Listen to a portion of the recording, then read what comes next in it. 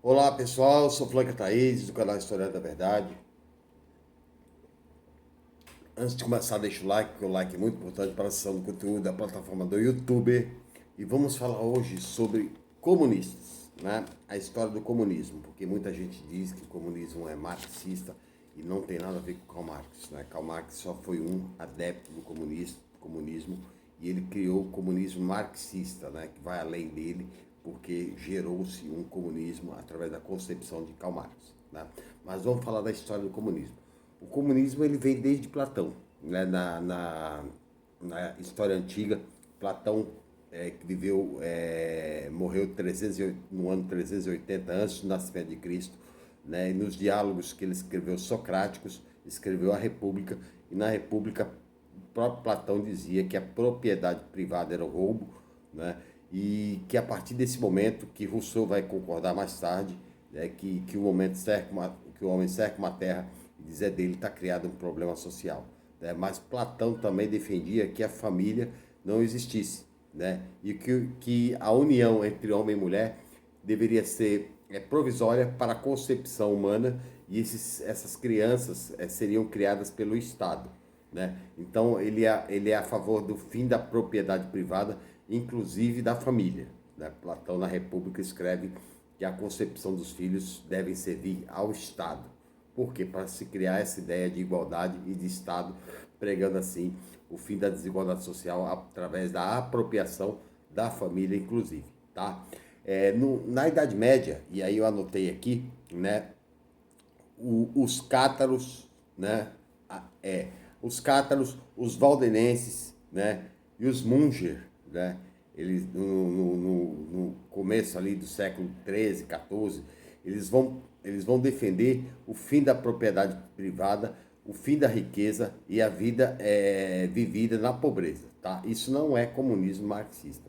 Mas né, a Igreja Católica, que já ganhou muito fôlego desde a Reforma Protestante, aliás, da Reforma Religiosa, em que o cristianismo, na reforma de 325, né, de Constantino, que transforma o cristianismo em religião católica, em religião oficial do Império Romano, em 325, ele transforma o cristianismo em religião oficial do Império Romano, que vinha em ascendência devido à perseguição, né? Eles passam do cristianismo primitivo para o cristianismo que acumula riqueza, né? O cristianismo primitivo vai viver como os valdenenses, né? Os Fiore, os Munzer, né? Todos defendendo pobreza, inclusive no cristianismo primitivo, toda vez que se luta pela desigualdade contra uma exploração praticada por um senhor mais poderoso, eles vão chamar em nome de Jesus. Na Bíblia está dizendo ali algumas passagens, Sermão da Montanha, né, Atos dos Apóstolos, uma série de passagens vão mostrar que as falas de Jesus são socialistas e também comunistas, tá?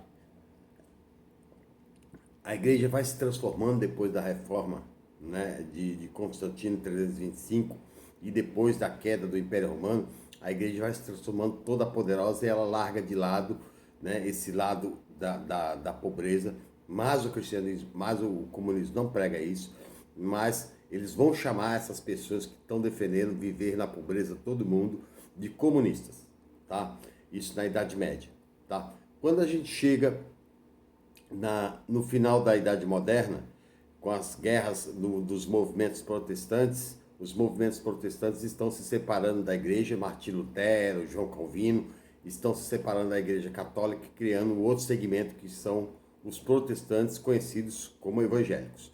Vão surgir também os cátaros não, vão surgir o movimento protestante mais conhecido, os anabatistas, né? Os anabatistas são um segmento que prega, né, a escatologia de que Jesus voltaria à Terra e criaria-se um mandato de 1000 anos sem desigualdades sociais. Eles vão ser esmagados pelos protestantes que se juntam com os católicos, eles param a guerra, cessam a guerra, e essa ideia de fim de desigualdade social é muito perigosa. Eles vão exterminar os anabatistas por pregarem essa ideia, tá?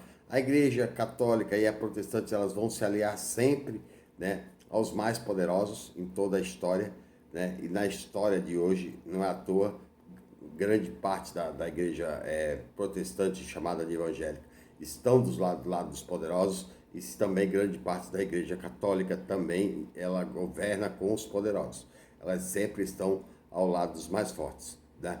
E aí surge o comunismo marxista, né? Karl Marx não foi, do seu tempo, o primeiro a se converter, na sua parceria, inclusive, com Friedrich Engels, né? Engels se converte primeiro ao comunismo, né? Ele se converte, e depois Marx se converte. Marx era um democrata, né? Um democrata sectário, um democrata radical, mas ele passa a se converter ao comunismo, né?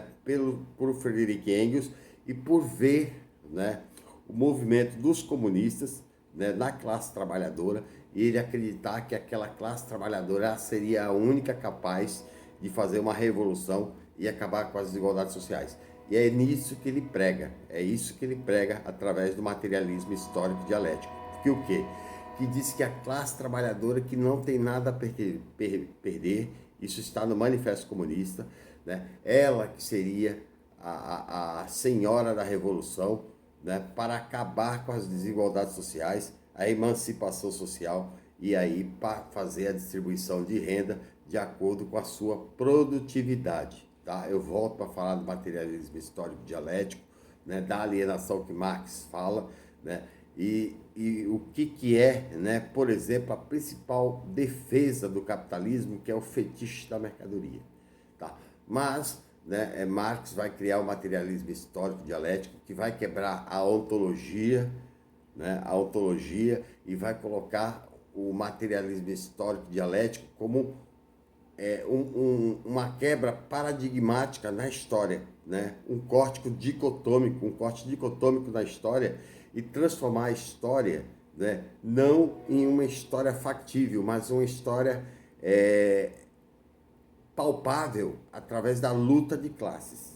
Tá? Só a luta de classes para Marx seria a condição para se restabelecer a igualdade social entre burguesia e proletariado. Tá? Então Marx cria o marxismo através do materialismo histórico dialético, que quebra a ontologia da fala e parte para a praxis, né? Para a prática da ação, que liberta a classe trabalhadora, né, do seu jugo, né, como Marx dizia, né, ele vai dizer na ideologia alemã, do seu jugo de toda a história da humanidade, a história da classe dominante. Isso está escrito, né, na ideologia alemã de Marx, né, e na verdade se consagra assim.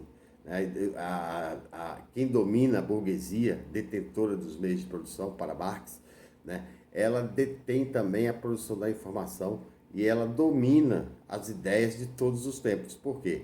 Ela impregna a cabeça da classe trabalhadora, que é alienada, de informações de acordo com o que ela pensa. Tá? Então nós pensamos que a reforma da Previdência foi uma reforma necessária. Não era, mas a imprensa diz que foi, que era.